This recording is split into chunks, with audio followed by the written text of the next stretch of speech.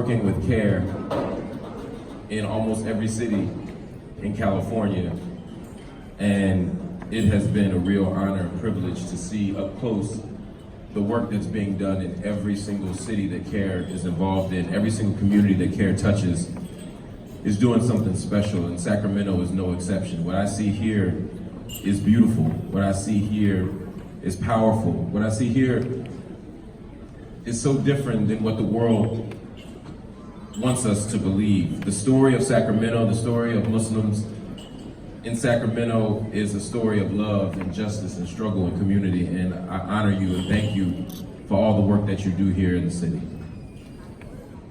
Also, over the last year, it's been a tough year, but the moment that I was at the lowest, the moment where I was under attack and under assault, the most powerful, the most strong support that I received was from the Muslim community, not just in the United States, but around the world. And so I offer you my deepest thank you for your love and support and gratitude.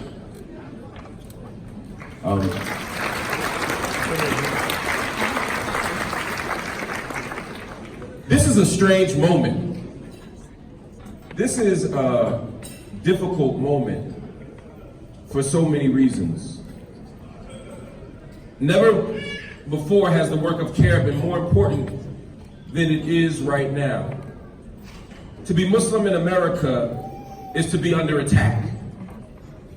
To be Muslim in America is to be under assault. And I want to be very clear about this. There's never been a moment in American history where Muslims weren't marginalized, where Muslims weren't isolated, where Muslims weren't surveilled, where Muslims weren't treated like second-class citizens. The story of Islam in America is a story of courage and a story of struggle for Muslims of all sorts, of all kinds, of all ethnicities, of all races, and of all genders. We have to be honest about that. But there's something about this moment right now where Muslims are under particular assault. November 8, 2016, something happened.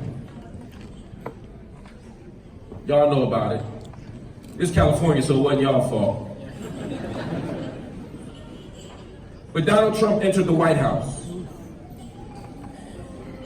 I know. And when Donald Trump entered the White House, two things happened. The first thing that happened when Donald Trump entered the White House is that he smuggled in a whole lot of hate. Making America great again, we know ain't true, because there was never a moment where America was great for everybody. America was always tough for black folk. America was always tough for women. America was always tough for poor folk. But under this false narrative of nostalgia, what he managed to do was reinforce this idea that white nationalism was okay, that Muslim hate was okay. He normalized it, and he allowed people who had been hiding, people who had secretly held hate against black folk, against brown folk, against Desi folk, against Muslim bodies, against all these people. They had secretly held it, but now it was okay and it became popular to stand up and denounce the legitimacy of our faith, to denounce the legitimacy of our communities, to denounce the legitimacy of our bodies. He allowed that to happen. That was the first thing. But the second thing is, he made it law. There was a time where you had to pretend you didn't hate. But when you start to usher in laws that ban immigrants, a country of immigrants, banning the immigration of brothers and sisters from Syria, from Somalia, from Sudan, from Saudi, no, Saudi, you cool.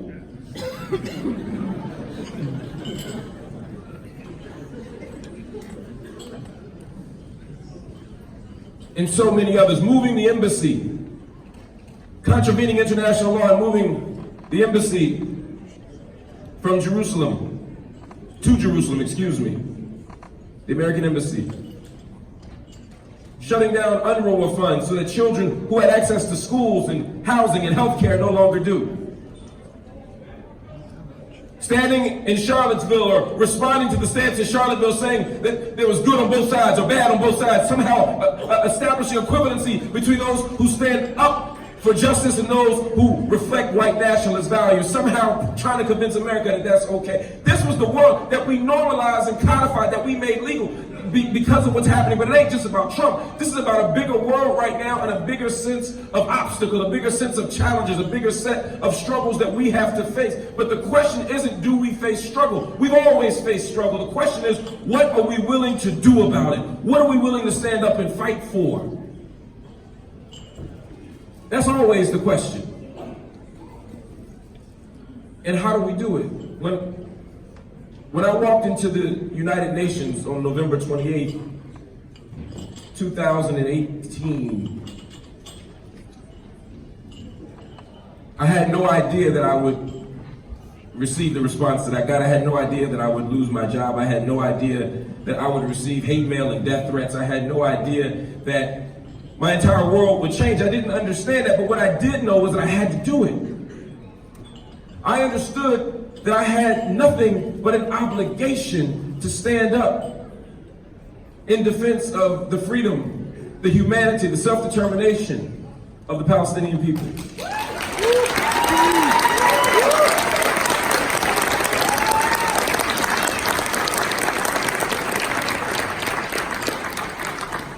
And after I left that day and I went around the country a bit, I traveled back to the Middle East. I received so many words from people who said thank you, who said, you didn't have to do this, but you did. And while I appreciate those words, they're simply not true. I did have to do this. I didn't do you any favors. I was trying to stand in the tradition of folk who represented transnational love and solidarity, who understood that we're never going to win and we're never going to achieve justice unless we operate together. I'm trying to follow the tradition of the Panthers. I'm trying to follow the tradition of Malcolm X. I'm trying to follow the tradition of Muhammad Ali. I'm trying to follow the tradition of Angela Davis. I'm trying to follow the tradition of SNCC. I'm trying to follow the tradition of freedom fighters everywhere who were black but understood that freedom wasn't limited to black communities. So I was following a political tradition, no doubt. But it wasn't just about that. You see, as a Muslim community, there is no other obligation but to fight for justice. There's no other obligation than to struggle for freedom. I didn't do you a favor, I simply was exercising faith. And that's what we all must do. I ain't special. We must all exercise our faith by fighting for justice.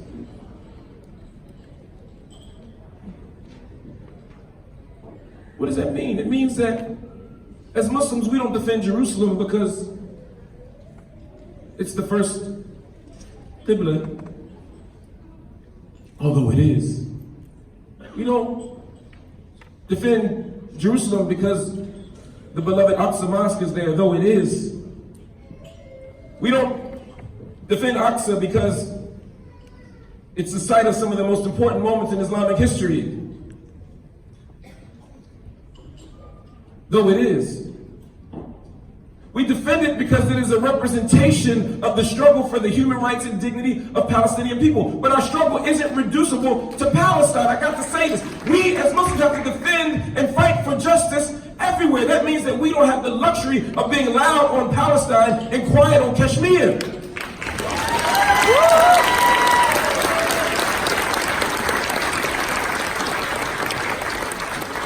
We don't have the luxury of speaking out against Islamophobia and say nothing against gross violations of women's rights in every country around the world, but especially many countries that identify as Islamic countries. We must stand up for women at every turn. We don't have a choice. We can't criticize America for being selective and when it's outraged, and we remain quiet on particular nations. We have to speak out about what's happening in Syria. We have to speak out about what's happening in Yemen. We have to speak out about what's happening in Bahrain. We have to speak out about what's happening in Saudi Arabia. Because if we do not, then we are not being honest. And we must be willing to be honest at all moments. The Prophet ﷺ said, قُلِ الْحَقِّ وَلَوْ كَانَ مُرًّا. Speak the truth though it may be bitter. Speak the truth though it is bitter.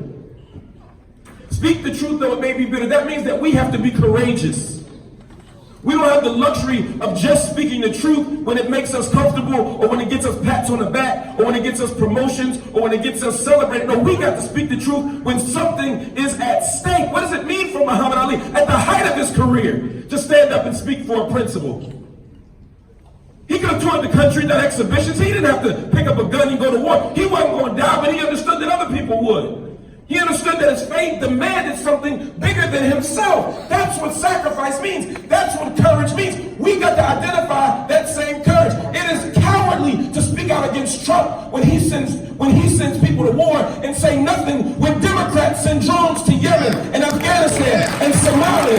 We got to speak out at every turn against injustice. Because if you're on the wrong side of the drone, you don't care if they're Democrat, you don't care if they're Republican. Our job is not to be partisan, our job is to be principled.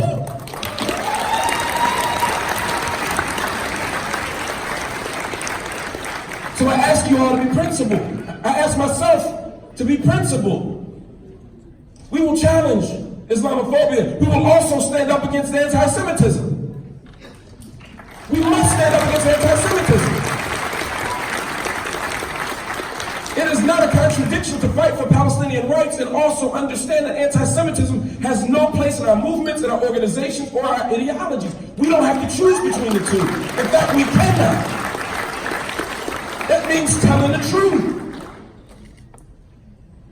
And telling the truth means we got to be critical of what happens right here in our communities. We got to be willing to critique ourselves. We got to be willing to talk about the ways that we divide each other instead of coming together to fight for justice and freedom. I used to work at Fox News many years ago. Stuff for the moment. I ain't know what's going on. And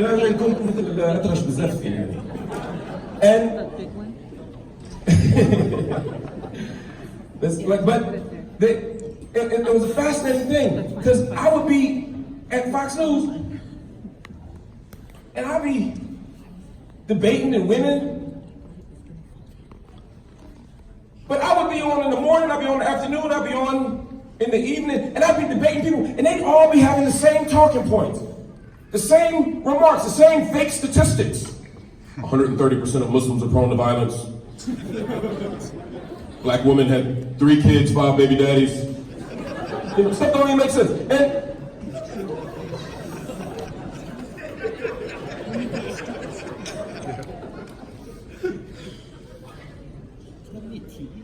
after a while, I realized they were having meetings. They were on the same page. They were talking to each other. Every Monday at 10 a.m., they had a meeting on the 5th floor. They didn't invite me to this meeting. They would send me to the 4th floor with all the snacks and the bagels and stuff. And them snacks was good, by the way. I just want to tell you. Fox News got, I don't know what they put in their bagels, the tears of poor people, I don't know, but they are the tastiest bagels you ever want to eat. But on the 5th floor would be evangelical Christians who were creationists.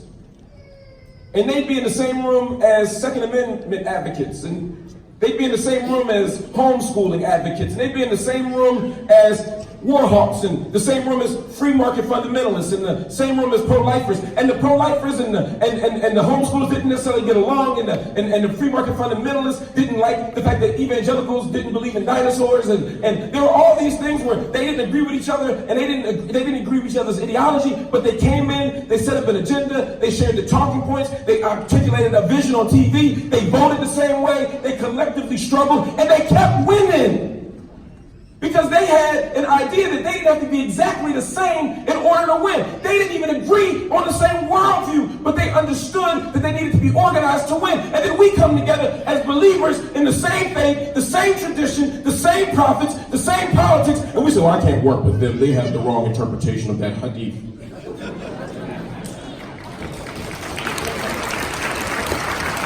What are we doing?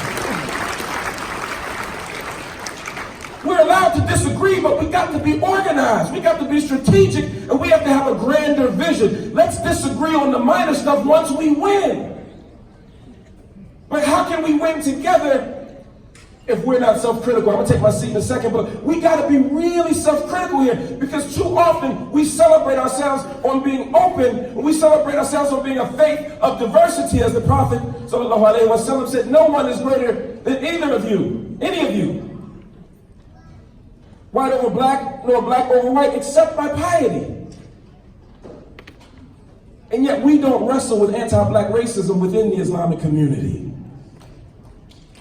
Yeah, don't get quiet on me now.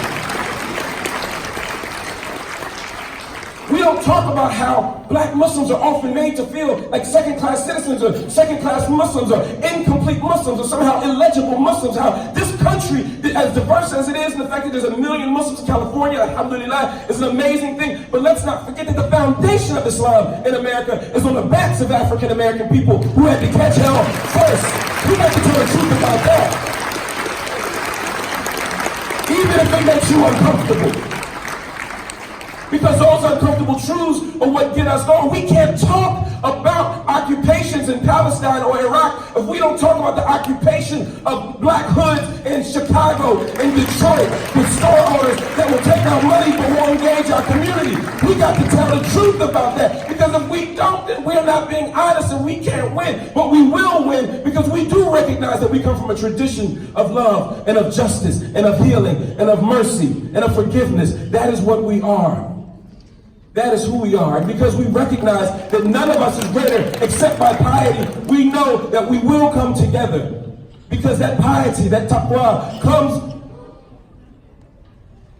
from a commitment to justice, a commitment to telling the truth, a commitment to freedom. And so I ask all of us today, and I thank you all for your mercy and your generosity to CAIR, but don't let go.